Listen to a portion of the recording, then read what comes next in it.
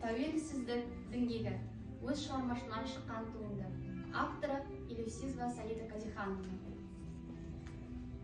Тәуелсіздік алтын таңым тұғырым, бас июмен өтер мәңгі ғұмырым, көк байрағың тұр желбіреп көгімде, мынау байтақ егеменді елімде. Жанын қиып, елін қорғап жастары, қайрат, ләззат, азат жолды бастады. Қаншама жан терін төкті ел үшін, мынау байтақ егеменді ел үшін. Қалды тарих қойнауында қанды күн, бейбіт өмір кешудеміз дәл бүгін. Ес білгені мен елімді егемен, азат, байтақ, тәуелсіз деп таныдым.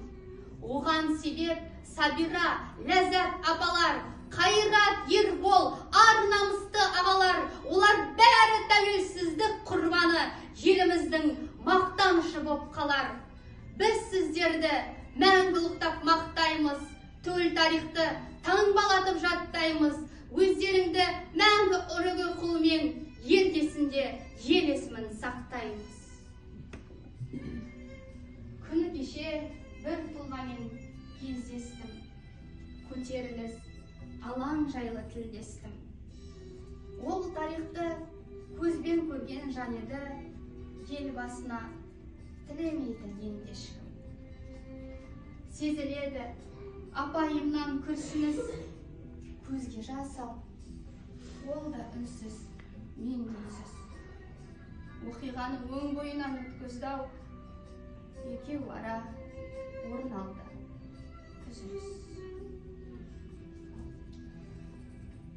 Ол үнсіздік жай болмады мен үшін. Түсіндім апа, іштегі мұң ренішін. Желтоқсаншы батырларға арналған әр қаладан бір монумент берілсін. Соған барып, тағзым ете алатын, сырақтарып, жаны да жай табатын. Желтоқсанда бірақ мәрте еске алу, қате ұғым тапсақ деймін амалын. Қара көздер, алаңды енді шықпасын, сұм қатерге сұқпас екен қыз басын. Әйел орны жылушақ пен жайлы үй, берік ұстау, шаңырақтың тұтқасын. Бейбіт күнді бағалаған халқымыз, ежелден ақ ерлеп шыққан даңқымыз, тәуелсіздік діңгегіміз келі, қадірлену, үлгі ұтау қақымыз.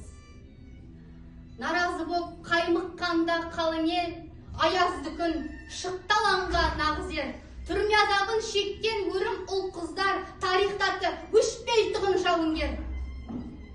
Азаптанып қыршын жастай кетті жан. Азаптанып қыршын жастай кетті жан. Айырбастап осы күнге төкті қан. Желтоқсанның ызғарлы жел үнімен қақтығыста қалың қолға тік тұрған. Ғасырлардың ғаламаты желтоқсан, тәуелсіздік дінге өзің желтоқсан. Тағзым етіп өр рухты бабама, осылайша қалам тербеп үн қоса.